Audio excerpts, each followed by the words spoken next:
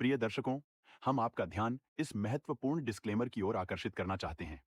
इस इंटरव्यू में हमारे अतिथि द्वारा व्यक्त किए गए विचार और मत उनके व्यक्तिगत हैं।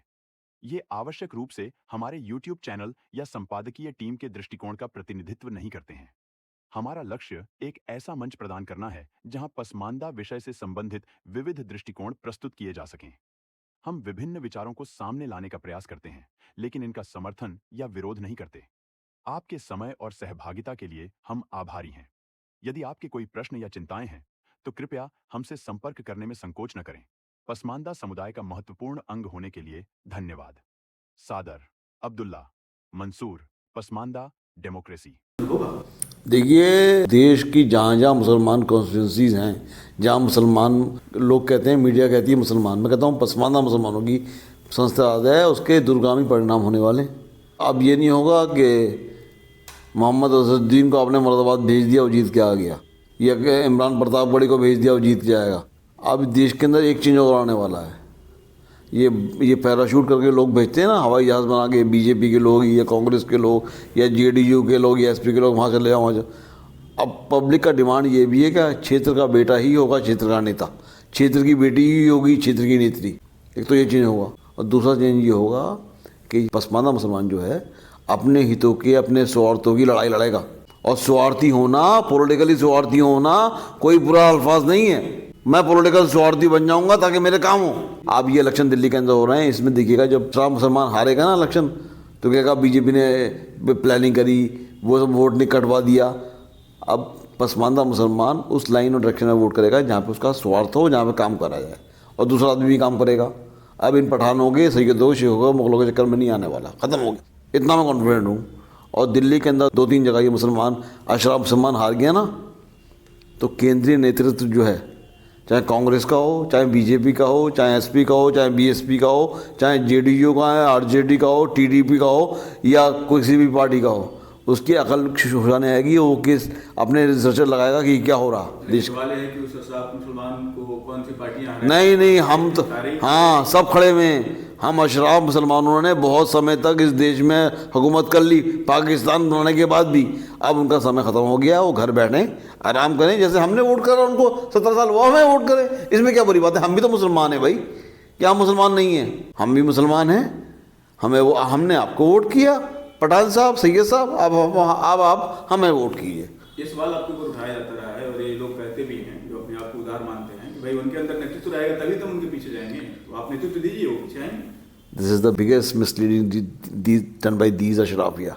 We don't have leadership. We do have leadership, but they want to create a halo that we are the only leaders.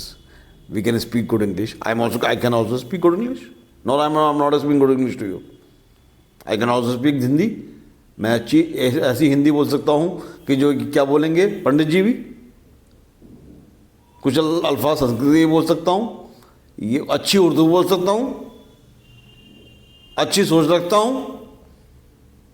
कि सब के खुदा भेजी अल्लाह मियाँ ने दवाई इंजेक्शन लगवाया था आपने किसी फरिश्ते से, आपकी माँ ने जब आप पेट में थे, कि साहब यही अच्छी हिंदी बोल सकते हैं, यही अच्छी उर्दू बोल सकते हैं, यही अच्छी इंग्लिश बोल सकते हैं।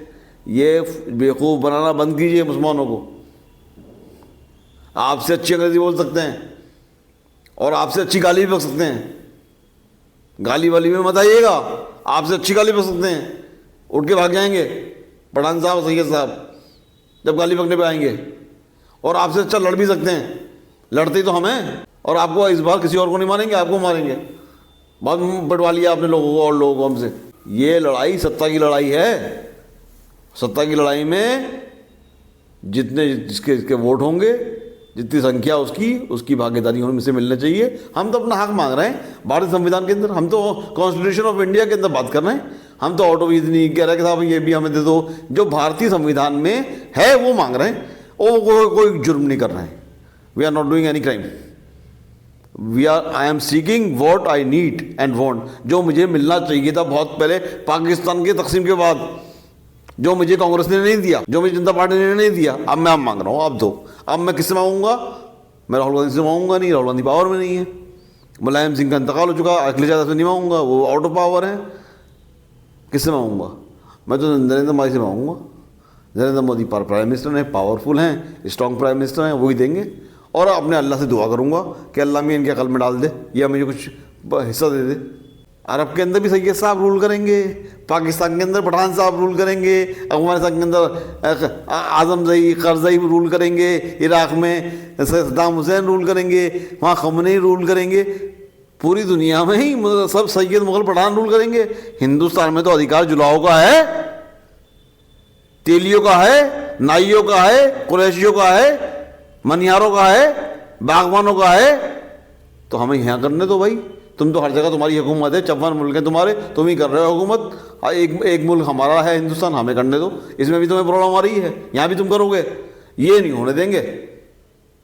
ये तय कर लिया अब यहाँ पे हुकूमत हिंदुस्तानी आइन के तहत होगी और हिंदुस्तान का पसमानदा मुसलमान किसी भी पार्टी, चाहे बीजेपी हो, कांग्रेस हो, जेडीयू हो, आरजेडी हो, जो सत्ता देगा उसके साथ खड़े होकर काम करेगा, बात करेगा। देश की तरफ, देश के विकास में, देश की तरक्की में, देश की उन्नति में कंधे से कंधा मिलाकर एक कदम आगे बढ़कर अपना पसीने की जगह खून लगाकर इस देश की समृद्धि विकास में आंख से आंख मिलाकर, हाथ में हाथ डालकर, कदम से कदम मिलाकर, हिंदुओं से आगे चलकर मरने में, देश की रक्षा में, संविधान की सुरक्षा में और देश के विकास में खड़े होकर पसमानदा मुसलमान तैयार खड़ा है। आप मौका दीजिए, बस इसके लिए तैयार है। दिल्ली के चुनाव को ध्यान में रखते हुए भी जैसे कि सारी पार्टियों ने अपना कैंपेन तेज कर दी है, उम्मीदवारों के नाम घोषित कर दिए हैं, तो ऐसे में आपका एक ठोस संदेश क्या होगा जो पसमानदा मुस्लिम से हैं, जिनके बाद देश के प्रधानमंत्री भी कह चुके हैं, उनकी चिंता जाहिर कर चुके हैं कि उनका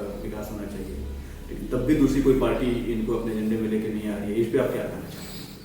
अफसोसनाक है, अफसोसनाक है, क्योंकि चुनाव जो होते हैं वो ये तो महोत्सव होता है, ये तो त्यौहार है राजनीतिक सरगर्मियों का निष्क्रिय होने का। सिर्फ रिजल्ट ही आता है, पोलिंग होती है, रिजल्ट आता है। राजनीति तो 5 साल चलती रहती है, चुनाव तो उसका एंड होता है। अब एंड में आप सवाल कर रहे हैं, इसका खास जवाब ये है कि ये महोत्सव पूरा होने दीजिए, राजनीतिक जो हमारे संविधान का महोत्सव है, त्यौहार है। हर आदमी पोलिंग के दिन तो त्यौहार ही होता है।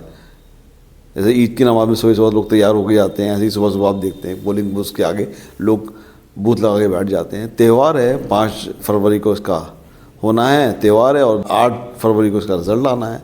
हमारा संदेश, मेरा संदेश जो है, ऑल इंडिया मुस्लिम पसमानदा महाज का संदेश ये है कि Pasmanda Muslims should vote, they don't feel rejected, dejected और neglected, because we are the voters. Pasmanda Muslims are the national voters. तो Congress, BJP, Aam Aadmi party have rejected us, neglected us, we feel rejected. Though it's a temporary field, but we vote to defeat those forces who are working against us. We will make them win. We will vote for those parties who will work for us, talk for us, and do some wonderful things for us in any political arena. After elections, LG can nominate people like Alderman, Assembly. They can do it. If BJP comes to power, we'll appeal BJP to at least appoint 2 to 3 people as Alderman in MCD or in Delhi Assembly. If Congress comes to power, we'll appeal to him. If AAP comes back to power, we'll appeal same thing to AAP. But who will listen to us? Only those parties who think seriously that these are the people who are voters,